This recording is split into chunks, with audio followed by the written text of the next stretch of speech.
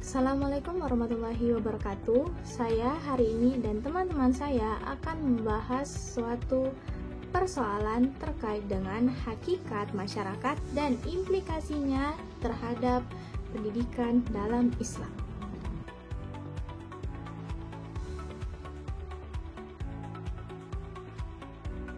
Pengertian masyarakat dalam perspektif Islam. Dalam Islam, pengertian masyarakat memiliki makna yang luas dan mendalam. Tidak sekadar dipahami sebagai sekumpulan individu yang hidup dalam satu wilayah tertentu, melainkan sebagai sebuah entitas sosial yang memiliki keterkaitan nilai, norma, serta tujuan hidup yang dilandasi oleh prinsip-prinsip ajaran agama. Istilah masyarakat dalam bahasa Arab disebut al-mujtama, berasal dari kata jamaah yang berarti berkumpul atau menghimpun, sehingga masyarakat secara berbahasa berarti manusia yang sedang berkumpul, hidup bersama dan membentuk kehidupan sosial.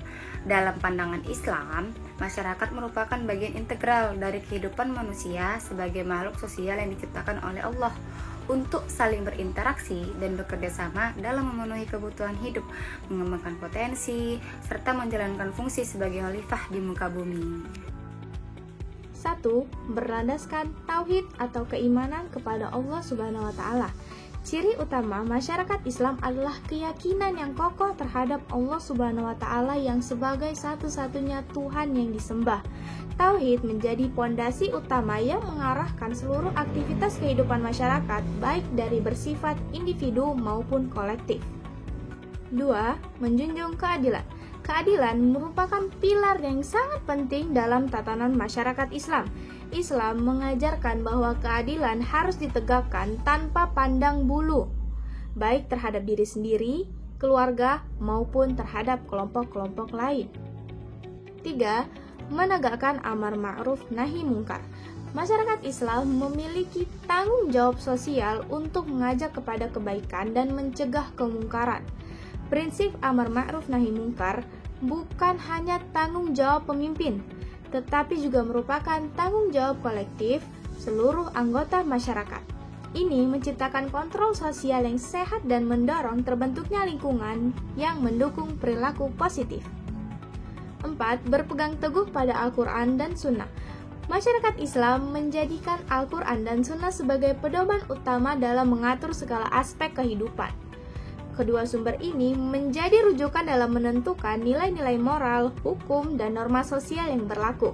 Dengan berpegang pada wahyu, masyarakat Islam memiliki sistem yang tidak hanya rasional, tetapi juga spiritual dan transenden. Peran masyarakat dalam pendidikan Islam. Pendidikan Islam tidak hanya menjadi tanggung jawab individu atau lembaga formal seperti sekolah dan pesantren, tetapi juga menjadi tanggung jawab kolektif seluruh lapisan masyarakat. Dalam Islam, masyarakat memiliki kedudukan penting sebagai mitra strategis dalam membentuk insan yang beriman, bertakwa, dan berakhlak mulia. Kehidupan sosial dalam bermasyarakat merupakan lahan subur untuk menanamkan nilai-nilai Islam secara praktis dan kontekstual. Oleh karena itu, masyarakat tidak boleh bersikap pasif, melainkan harus terlibat aktif dalam menyebarkan dan mengeluarkan pendidikan Islam melalui berbagai peran yang D. Dampak struktur sosial terhadap pendidikan Islam. Pendidikan Islam sebagai proses pembentukan akhlak, pengetahuan, dan kesadaran keagamaan tidak terlepas dari pengaruh struktur sosial tempat ia tumbuh. Struktur sosial yang mencakup sistem kelas sosial, hubungan kekuasaan, distribusi ekonomi, hingga nilai-nilai budaya yang dianut oleh masyarakat berperan besar dalam menentukan bentuk, isi, dan arah pendidikan Islam. Oleh karena itu, penting untuk memahami bagaimana struktur sosial memberikan dampak dalam berbagai dimensi pendidikan Islam. Yang pertama, ada akses pendidikan Islam yang tidak merata. Ketimpangan sosial dan ekonomi dalam masyarakat menyebabkan perbedaan akses terhadap pendidikan Islam. Kelompok masyarakat menengah ke bawah kerap kali kesulitan mengakses pendidikan yang berkualitas karena keterbatasan biaya, transportasi, atau informasi. Sementara itu, kelompok atas lebih mudah mendapatkan fasilitas pendidikan yang lengkap seperti sekolah Islam terpadu atau pesantren modern dengan kurikulum terunggul. Yang kedua, peran elit sosial dan politik terhadap lembaga pendidikan Islam. Elit sosial dan politik sering kali menjadi penentu arah kebijakan pendidikan, termasuk pendidikan Islam. Dukungan dari kelompok elit dapat mempermudah pendirian sekolah atau pesantren, memberikan dukungan dana, dan meningkatkan kualitas tenaga pendidik. Ada stratifikasi sosial dan pengaruhnya terhadap kurikulum. Struktur sosial yang stratifikatif dapat mempengaruhi isi kurikulum pendidikan Islam. Sekolah-sekolah dengan murid dari kalangan ekonomi atas cenderung memiliki kurikulum tambahan seperti bahasa Arab, tafsir, atau studi Islam internasional. Sementara sekolah-sekolah pinggiran mungkin hanya menyampaikan pendidikan agama secara dasar. Yang keempat, pengaruh budaya lokal terhadap penyelenggara pendidikan Islam. Setiap masyarakat memiliki nilai-nilai budaya yang mempengaruhi cara mereka menyikapi pendidikan Islam. Dalam masyarakat yang menjunjung tinggi nilai keislaman, pendidikan hanya menjadi prioritas. Yang kelima, mobilitas sosial dan pendidikan Islam. Mobilitas sosial kemungkinan membuat seseorang untuk berpindah dari satu kelas sosial ke kelas lain. Pendidikan Islam yang berkualitas dapat menjadi sarana mobilitas sosial ke atas, yaitu meningkatkan status sosial seseorang karena keunggulan dalam ilmu agama dan akhlak.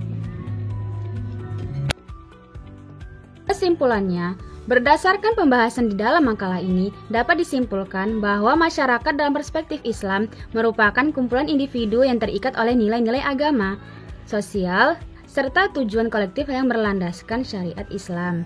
Masyarakat bukan hanya menjadi tempat berlangsungnya kehidupan sosial, tetapi juga menjadi wadah penting bagi proses pendidikan Islam yang berkelanjutan.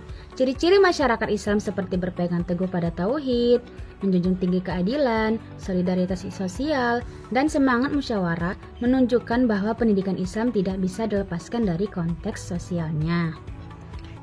Sekian makalah atau presentasi kecil dari kami. Saya sendiri, Safa Akila, dan teman saya, Risma dan Natasha Himawa. Memohon maaf jika ada salah kata. Wabillahi taufiq wal hidayah. Wassalamualaikum warahmatullahi wabarakatuh.